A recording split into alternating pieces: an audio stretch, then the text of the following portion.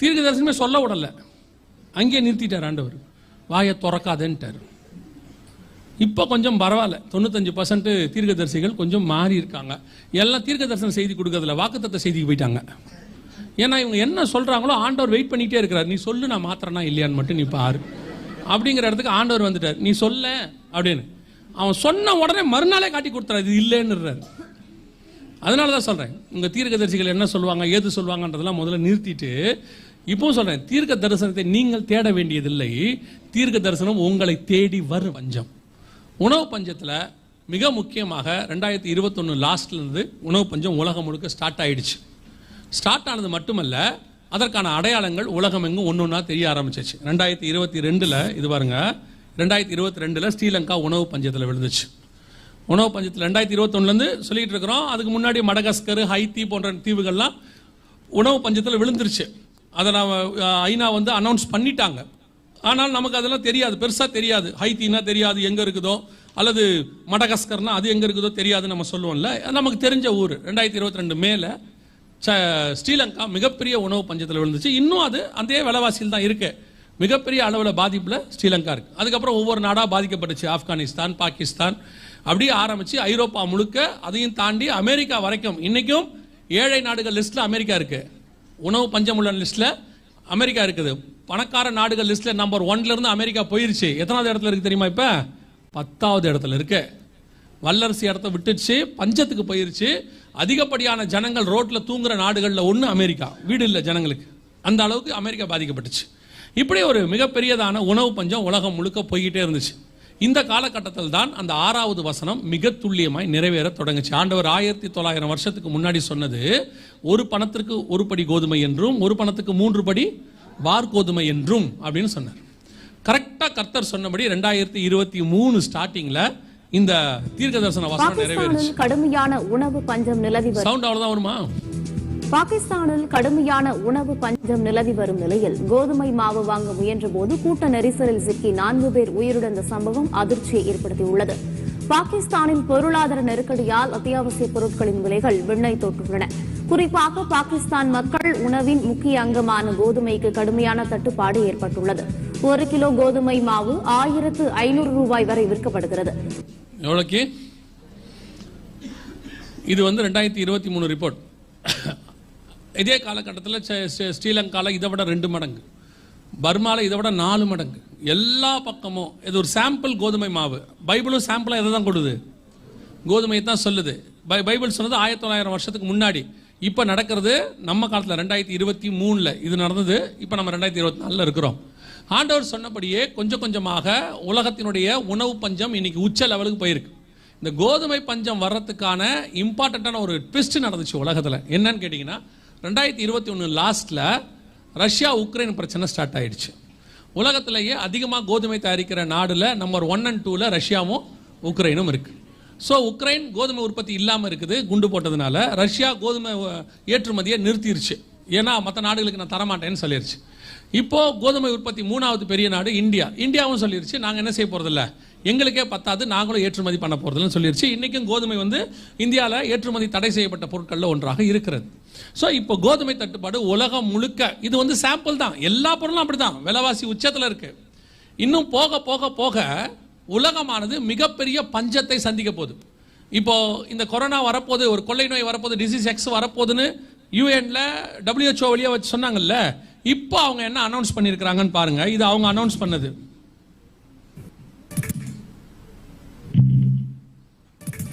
உணவு தட்டுப்பாட்டால் உலகம் பேரழிவை சந்திக்கும் என்று ஐநா பொதுச் செயலாளர் அன்டோனியோ குட்டரஸ் எச்சரிக்கை விடுத்துள்ளார். ஜெர்மன் தலைநகர் பெர்லினில் பணக்கார மற்றும் வளரும் நாடுகளைச் சேர்ந்த அதிகாரிகள் பங்கேற்ற கூட்டம் நடந்தது. இந்த கூட்டத்தில் கலந்து கொண்டு பேசிய ஐநா பொதுச் செயலாளர் அன்டோனியோ குட்டரஸ், பருவநிலை மாற்றம், கொரோனா ஆகியவை முன்னெப்போதும் இல்லாத அளவிற்கு பட்டினி பிரச்சினையை உருவாக்கின என தெரிவித்தார். உணவு கிடைக்காத பிரச்சினை உலக அளவில் உணவு தட்டுப்பாடாக மாறும் என்றும், உணவு தட்டுப்பாட்டால் உலகம் பேரழிவை சந்திக்கும் எனவும் எச்சரித்தார். இது ஐநாவுடைய செக்ரட்டரி அனௌன்ஸ் பண்ணியிருக்காரு. 2023 அஃபிஷியலாக பஞ்சம் ஆரம்பிச்சிருச்சு. இப்போ ஆரம்பித்து நாம் கிட்டத்தட்ட 1 இயர்க்குள்ளே போயிட்டுருக்கிறோம். பல நாடுகள் இன்றைக்கி உணவு இல்லாமல் பாதிக்கப்படுகிறது. கிட்டத்தட்ட சூடானில் நான் நினைக்கிறேன் அவங்க ஒருவேளை சாப்பாடு கூட இல்லாத நிலைமைக்கு வந்துட்டாங்க. இப்போ நீங்கள் காசாவை பார்த்துருப்பீங்க, யார் யாரோ எய்டு கொடுக்குறாங்க, ஆனால் போய் ரீச் ஆக மாட்டேங்குது. இன்னும் தேவை அதிகமாகிக் கொண்டே போகுது. ஆனால் மற்ற நாடுகளை பொறுத்த வரைக்கும், மற்ற நாடுகள் உணவு இருக்கிற நாடுகளை பார்த்தீங்கன்னா விலைவாசி என்னவாகி போச்சு, டபுள் மடங்கு ட்ரிபிள் மடங்கு ஆகிட்டே போகுது. இன்னும் ஆகும். ஏன்னு சொன்னால், ஒரு பக்கம் குளோபல் வார்மிங், ஒரு பக்கம் இந்த கொரோனாவில் ஏற்பட்டதான பஞ்சம். எல்லாரும் காசு கொடுத்து மெடிசன் வாங்கிட்டான். ஒரு ஷாட் வந்து நீங்களாம் 2 போட்டிங்களா 3 போட்டிங்களான்னு தெரியல, எத்தனை போட்டிங்க? 3 போட்டிங்க இல்லையா வேக்சின்னு. ஒரு ஷாட் போடுறதுக்கே $35 வாங்கணும், காசு கொடுத்து வாங்கணும். 2னா $70. இப்போ 3னா நீங்கள் $100 வாங்கியிருக்கணும், கொடுத்தா தான் ஒரு ஆளுக்கு போட முடியும். பல நாடுகள் ஃப்ரீயாக தான் போட்டாங்க அதை. ஸோ இதை மக்களுக்கு வாங்கி போடும் பொழுது அவர்களுக்கு என்ன ஆச்சு, எல்லாமே பயங்கரமான கடனில் போயிட்டாங்க. அதில் விழுந்தது தான் பாகிஸ்தான், ஸ்ரீலங்கா போன்ற நாடுகள்லாம், கம்போடியா போன்ற நாடுகள்லாம் அதில் விழுந்தது தான். ஸோ ஒரு பக்கம் இதனுடைய விளைவு, ஒரு பக்கம் குளோபல் வார்மிங், ஒரு பக்கம் உணவு பற்றாக்குறை, எல்லாம் சேர்ந்து இப்போ பஞ்சத்தினுடைய உச்சத்துக்கு போச்சு. இப்போ இந்த நேரத்தில் ரஷ்யா உக்ரைன் பிரச்சனையும் ஸ்டார்ட் ஆயிடுச்சு. இதோடு கூட இப்போ இஸ்ரேல் ஹமாஸ் பிரச்சனையும் ஸ்டார்ட் ஆகி போயிட்டு இருக்கு. அதில் ஏமன்ல இருக்கிற ஹவுத்தீஸு இப்போ ரெட் சீக்குள்ள கப்பலை என்ன செய்ய விட மாட்டேங்கிறான், போக வர விட மாட்டேங்கிறான். எல்லா பக்கமும் சேர்ந்து மிகப்பெரிய உணவு பஞ்சம் ஒன்று பூமி முழுக்க வந்து கொண்டிருக்கிறது. ஸ்டார்ட் ஆயிடுச்சு. ஆண்டவர் சொன்ன கோதுமை அதுக்கு ஒரு அடையாளம். இவர்களும் உலகமும் இன்னைக்கு கோதுமையை தான் எதா வச்சிருக்குது, உணவு தட்டுப்பாட்டுக்கு அடையாளமாக வச்சிருக்கு. இந்தியாவிலே என்ன சொல்லிட்டாங்கன்னா, கடைசி 7 வருஷத்தில் இல்லாத அளவுக்கு உணவு கிடங்குகளில் குறைஞ்சு போச்சு, இல்லாத அளவுக்கு குறைஞ்சிருச்சு. நாடு முழுக்க அரிசி கடும் வறட்சியில் இருக்கு, பஞ்சத்தில். வெளிநாட்டிலேருந்து அரிசி இறக்குமதி செய்யக்கூடிய அளவுக்கு போயிட்டு இருக்கிறதாக இது வந்த நியூஸ். எல்லா பக்கமும் பஞ்சத்தினுடைய உச்சத்துக்கு போயிட்டு இருக்கு. இப்போ நாம் என்ன நினச்சிட்டு இருக்கோம் அப்படின்னா, பொருள் இருக்குது இல்லை நமக்கு என்ன, அப்போ இந்த பஞ்சம்லாம் நமக்கு இல்லைன்னு இல்லை. இப்போ நீங்கள் பொருள் இருக்குது, அந்த பொருளை ஆனால் முன்னைய விட இப்போ 2 மடங்கு கொடுத்து வாங்கிட்டு இருக்கிறீங்க. இப்போ அடுத்து பொருள் பற்றாக்குறை வரும்பொழுது 3 மடங்கு கொடுத்து வாங்குவீங்க. ஒரு இடத்துல உங்ககிட்ட காசு இருக்கும், என்ன இருக்காது, பொருள் இருக்காது. அப்போ என்ன பண்ணுவாங்கன்னா, அந்த பொருளுடைய விலை கொஞ்சமாக தான் இருக்கும், அது பொருளோட விலை என்னவாயிடும், பல மடங்கு ஏறிடும். அதற்கு பிறகு உங்ககிட்ட காசும் இருக்காது.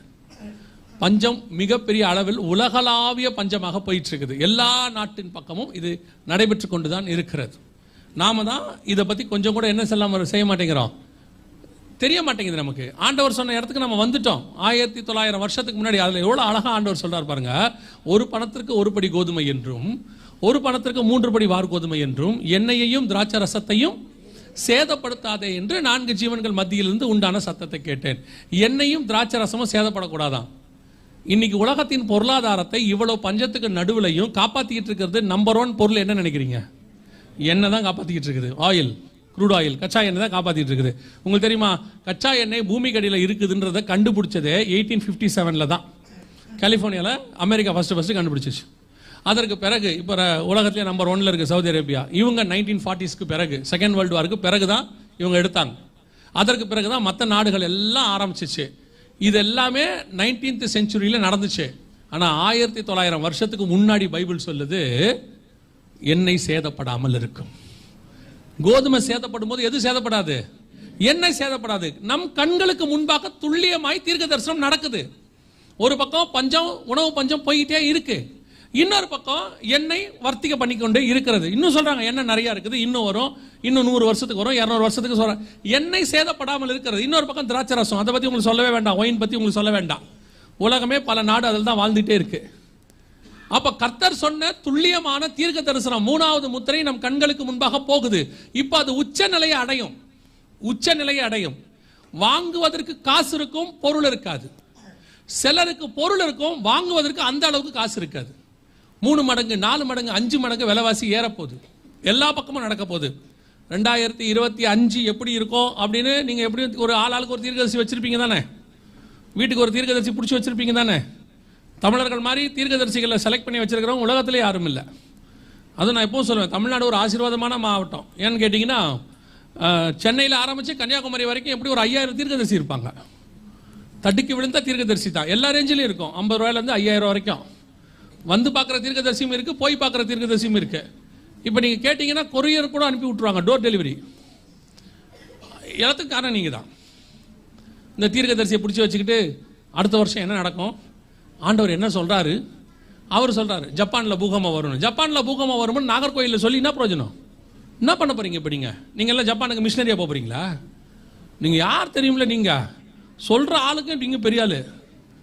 பெருநாட்டில் மிகப்பெரிய பாலம் விழும் என்று கர்த்தர் சொல்கிறார். விழுந்தா நீங்க என்ன பண்ண போறீங்க? சரி, அப்போ நீங்க அவ்வளோ ஆண்டவர் உங்களை பத்தி சொல்றாருன்னா பெருநாட்டுடைய கவர்மெண்ட்டுக்கு அந்த மெயில் அனுப்பி பாலம் விழப்போது, இத்தனை மாசம் இத்தனாம் தேதி விழப்போது, அந்த பாலத்தை பார்த்துங்கன்னு சொல்லணுமா இல்லையா? 1ஆம் தேதியோட மறந்துடுவீங்க நீங்க. பெருநாட்டில் பாலமும் விழாது. அடுத்த வருஷம் அவர் வேற நாட்டில் பாலம் விழும்பாரு. நீங்க இந்த தீர்க்கதரிசிகளுக்கு பின்னாடி போறதை நிறுத்தினா தான் உருப்பிடுவிய. இப்பவும் சொல்றேன், இப்ப தீர்க்க தரிசனம் இல்லையா? இருக்கு.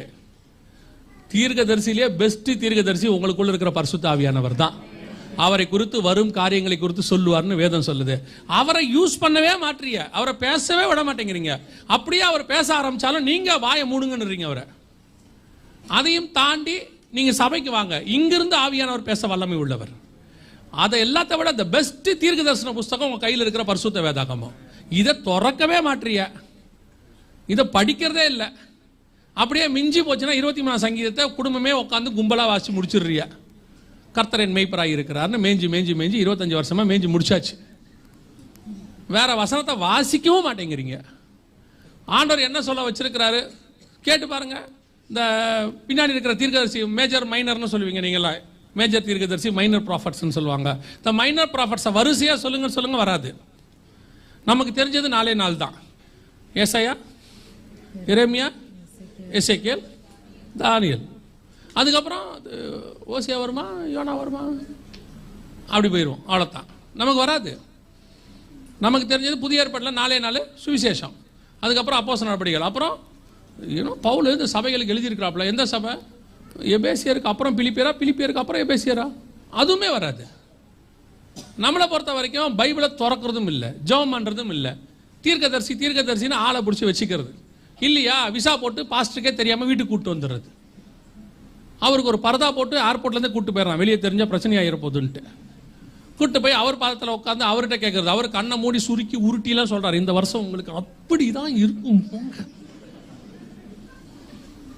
உங்களுக்கு அதுல ஒரு சந்தோஷம் என்னதான் நீங்க, அதாவது இயேசுவின் பாதத்தில் உட்காந்து அவங்க தீர்க்க தரிசனத்தை கேட்கல, இயேசுவின் பாதத்தில் உட்காந்து வசனத்தை கேட்டாங்கன்னு இருக்கு.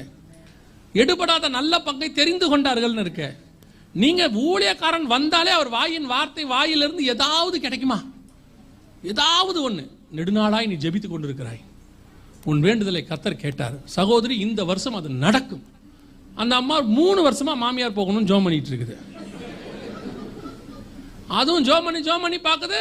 தீர்க்கதரிசி சொல்ல மாமியார் ஏஞ்சி உட்காந்துக்குது, நல்லா போயிடுது. கவனிச்சுக்கொள்ளுங்க. உங்க தீர்க்கதரிசிகள் 2025 எப்படி இருப்புன்னு சொல்லணும்னு தெரியாது. 2026 என்ன ஆகும் தெரியாது.